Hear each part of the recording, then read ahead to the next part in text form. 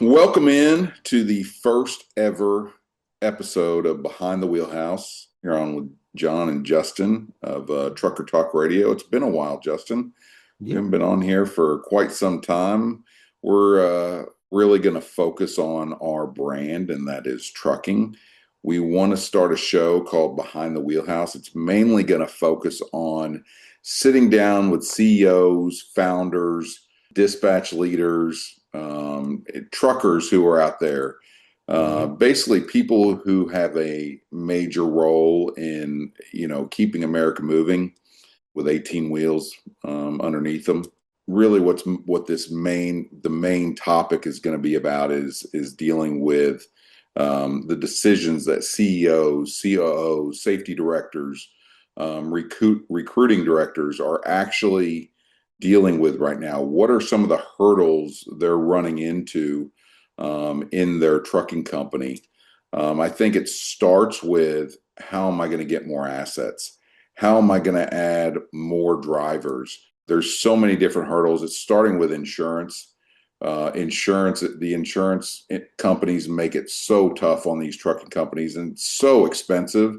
And Yep. then when you bring driver turnover into that, it just gets more and more expensive. And you got to be really careful bringing these guys on, making sure they've got good safety records, making sure that they don't have, the accidents and speeding tickets and violations out there. Because so many times these CEOs are like, especially if they're when you're talking about assets, not so much the brokerage side, but when you're talking about assets and running trucks, so many things are out of their control. Most definitely it is. I'm looking forward to bringing some of the higher up people in these companies for the simple fact of knowing what they have to go through on a daily basis. I don't think truck drivers a lot of times understand that part of the business.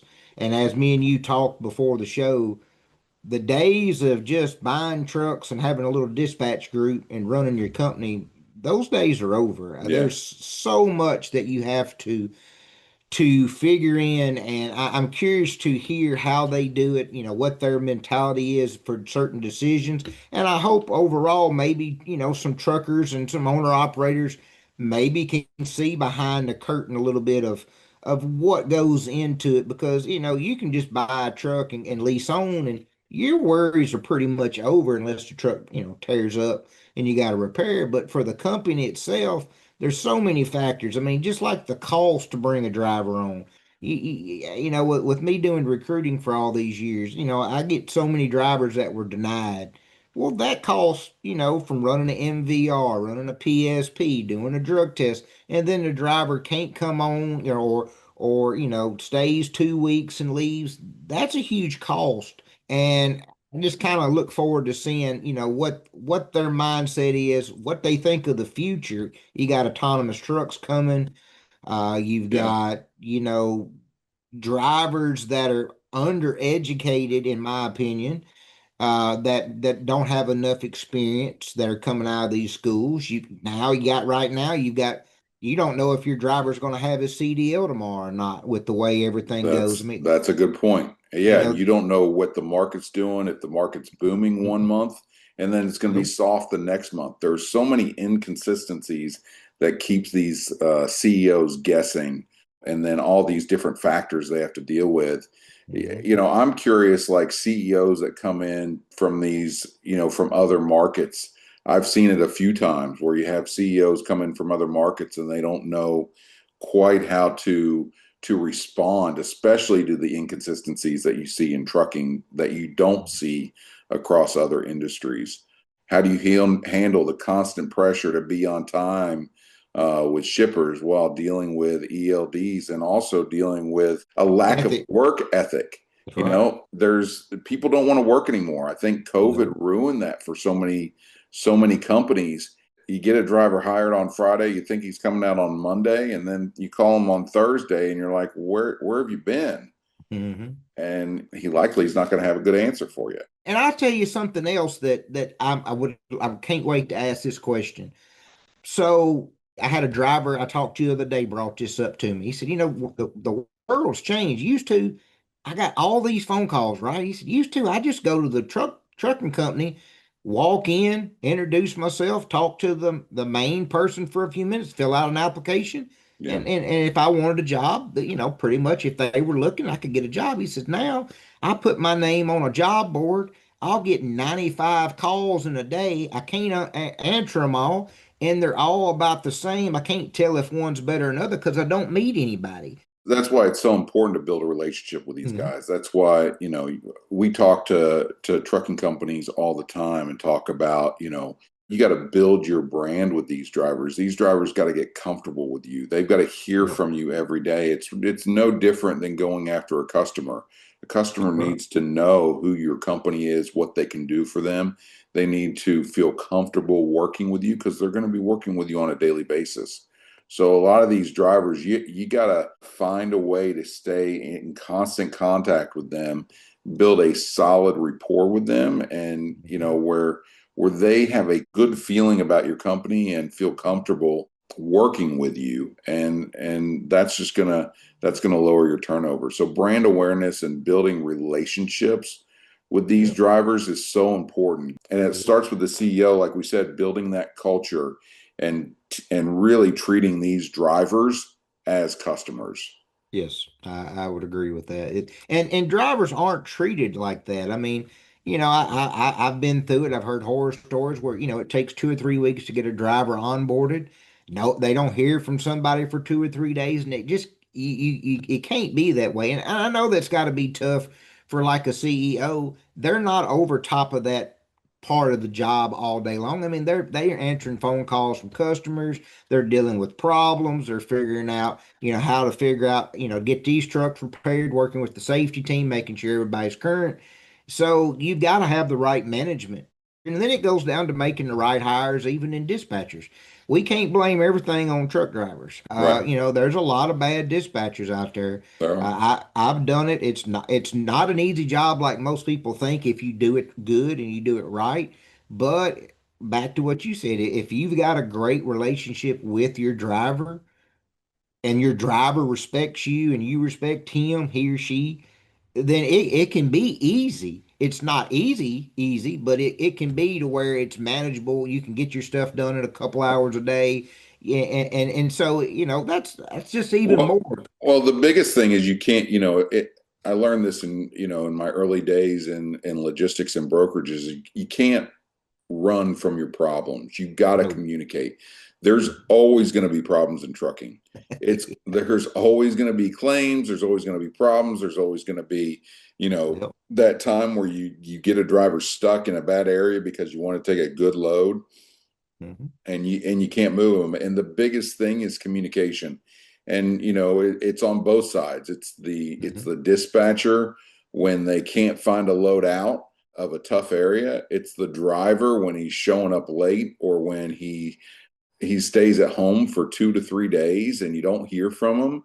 It's all about communication, and It is. it really, I hope we get a good impression from these CEOs that it starts from the top, and they've got to create a kind of a brand and a culture around them that encourages this communication, that treats drivers like customers, that shows dispatchers what their responsibilities are. And if they run into hurdles, you're going to run into hurdles no matter what you're doing. There's going to be things out of your control. You're going to, somebody's going to miss a delivery appointment. It's going to mess up the entire week. But it's how do you handle that? That's what sets you apart from the rest. But it's truly like running an airline. I mean, you're responsible for people's lives every day. I mean, if you hire the wrong driver and he messes up, Hmm. he or she gets into an accident, you're responsible. And it's a tough line to kind of figure out because you are also responsible for keeping your company profitable. So I'm really anxious to hear how these CEOs handle it. You hear it all the time where people, they're like, we can't add enough trucks. We can't add Right. enough trucks. And then they've got so many different factors that they've got to deal with. And, is their onboarding efficient? We haven't even gotten into that. I mean, is their onboarding and processing efficient? Because these guys are hearing from, 4 and 5 trucking companies a week, if not a day. Easy. Yeah, probably per day. Yeah. Are Yep. we talk about building relationships with these guys? Are these processors? Are they calling them? Mhm. Are they communicating with the drivers that the way they want to be communicated? Some guys don't want to be called at 8:30 in the morning. That's right. So are you calling them in the afternoon? Are you sending them? Maybe it's easier for you to send a text than call them. Mhm. Maybe you need to mix it up a little bit and find out what works best for you because it is about building a relationship. You can't you got to make sure that your onboarding team isn't just, going through applications and treating these guys like numbers. The ones that the safety team likes or an agent or a dispatcher likes, you got to do a little bit extra. You need to stand out, like you say, start that relationship. And like you said, if he's not good to talk till 4 o'clock, hey, you might have to take a phone call after work and have a conversation with the guy. Let him know that he's important.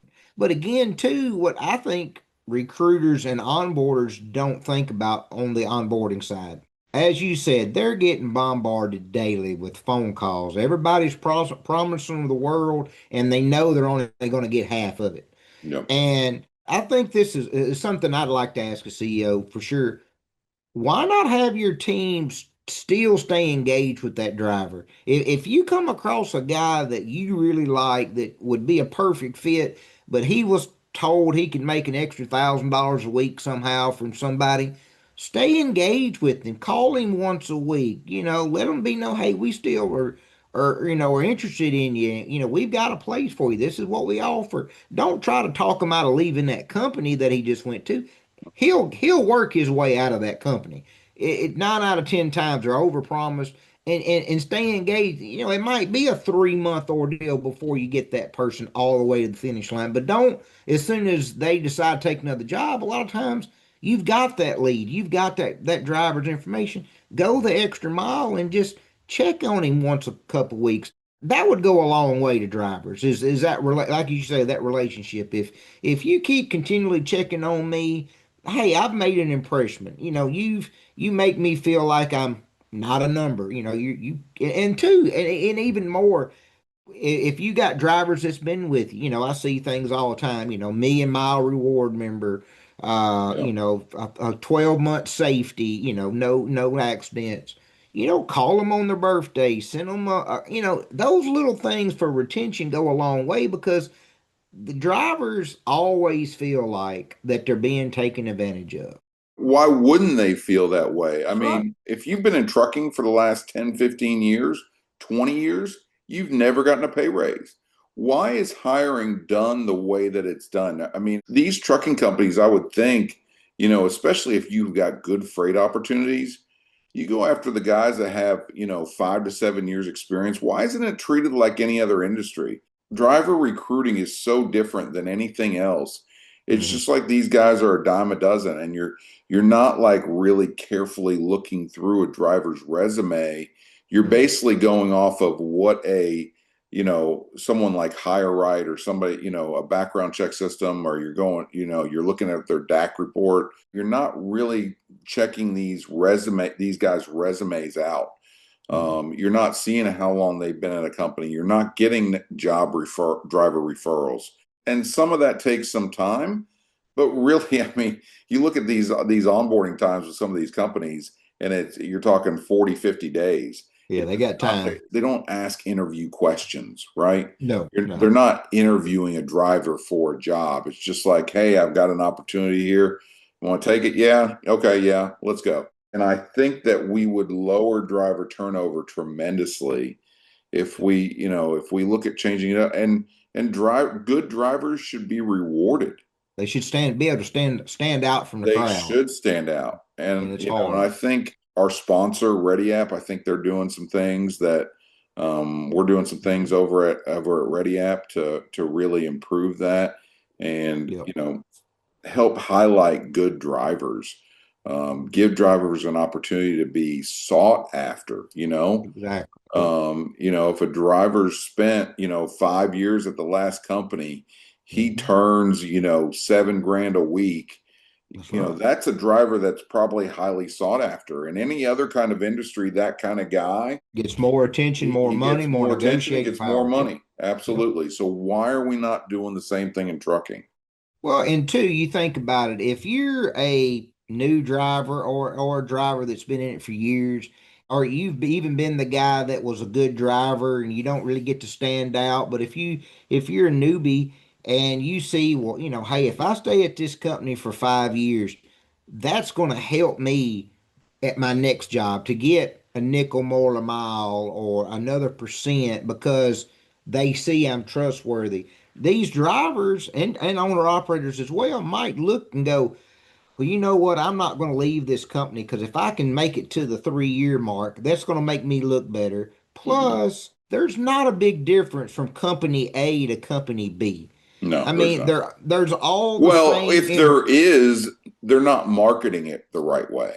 right, exactly, exactly. So if a driver goes to another company, it's all the same freight. I mean, yes, there's some carriers that's got super freight. You got the mega carriers that's got a lot I of think it freight. really comes down to how, for some drivers, it's how lax are they on their safety requirements, Yes. and then if they may pay a percentage or two more, but a lot of times there's fees hidden in there where it You all can't works out believe to it. be about Mhm. the same.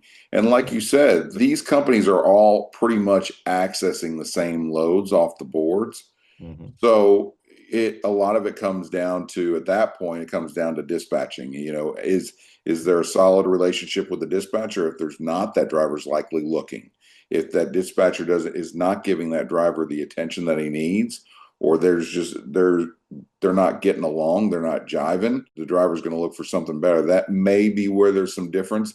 Is if a Right. driver finds a good dispatcher that keeps him continuously moving. Hmm. Continuous movement is that's the number one thing that's so Yeah. important for these guys.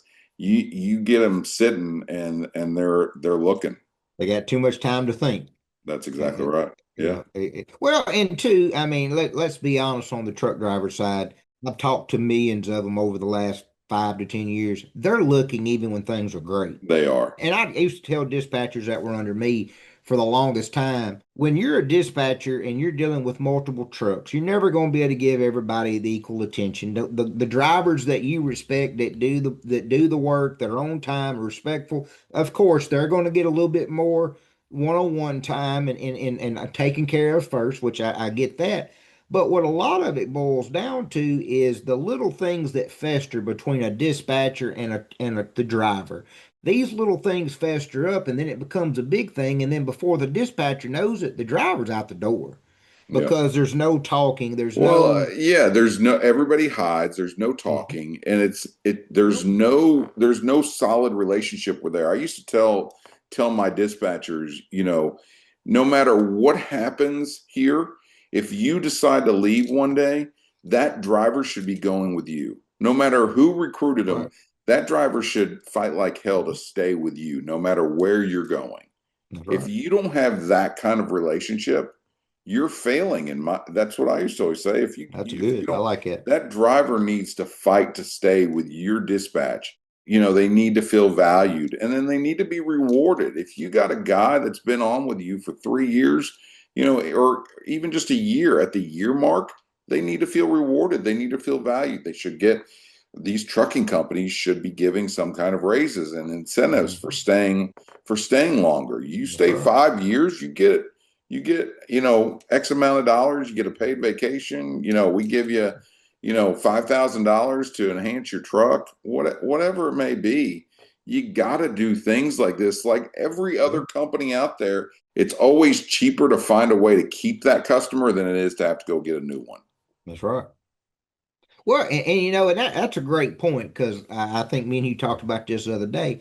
I changed internet providers. Well, they cut my internet price in 75% to keep Yeah. me. Yeah. It's always And, cheaper. It's you know, always cheaper to keep a customer. as a driver, you've got to, and I hope we're able to help that here on this show, is to understand the other side of the business that they, for the most part, unless they had their own authority, don't have a clue about. 100%. You talk about like the number one thing is these drivers don't know what it costs to bring them on with the company before they even run a load, before they even run a load. And then when they get hired on, if you're not a runner, if you don't, produce revenue week in and week out, that company's footing the insurance bill, which is not cheap. And Ooh. all the systems they have in place, include down to the dispatcher, to manage you, and you're not working, Mhm. there's no one to manage. Yep. So these drivers got to understand the costs that are involved, and the strain that they're putting on these trucking companies. If you don't want to run, and deep down, I'm not going to run, stay at home, go find a manufacturing job, That's go right. find some other kind of employment around your house. Don't waste these trucking companies money. So I'm really excited about bringing on each week CEOs, founders of trucking companies, fleet directors, safety leaders, department heads of like recruiting departments or onboarding departments. I'm curious what these decision makers have to say, what their story is, how they got into the industry, Mhm. where they'd like to see improvements made.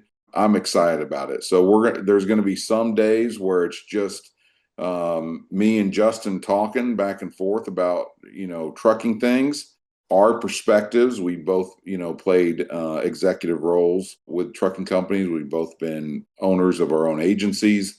So our perspective on different things if we don't have guests on, but it's going to be mainly a guest run show. We're going to bring on some drivers that have been in the industry a long time, listen to some of their thoughts. So excited to get rolling. We're going to get this started next week, and we hope you tune in.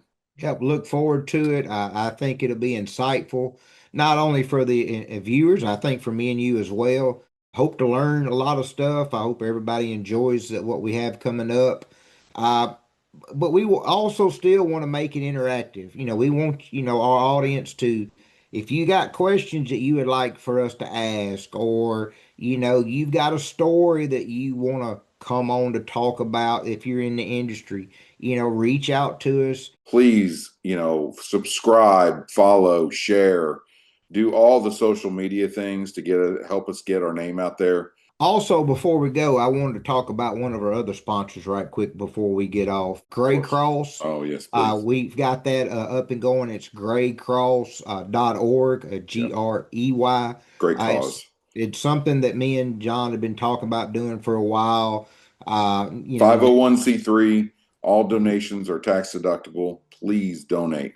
we want to help as many people as possible. Now, with the way social media is, unfortunately, we see something every day. It's continuous. We lose 40,000 Americans a year on our U.S. roadways. These That's families need crazy. help. They're losing income. They don't have money for burial expenses. They need to be served food. They need to be, they're like those funeral expenses need to be taken care of. That's right. And some of these people are losing their main provider. We need to help with their house payments. We need to help with their bills. Mhm. Do whatever you can. Every little bit helps, and it all adds up. Appreciate y'all thinking about that and helping any way you can, because as John just mentioned, it's every day, unfortunately. Yeah, graycross.org. Check it out. All right, well, that's it. That's it. That's our kickoff. Like I said, we're excited to get rolling next week. Subscribe, follow, share, do whatever you got to do on social media to get the word out. Thanks for rolling with us. I appreciate it. See you, everybody.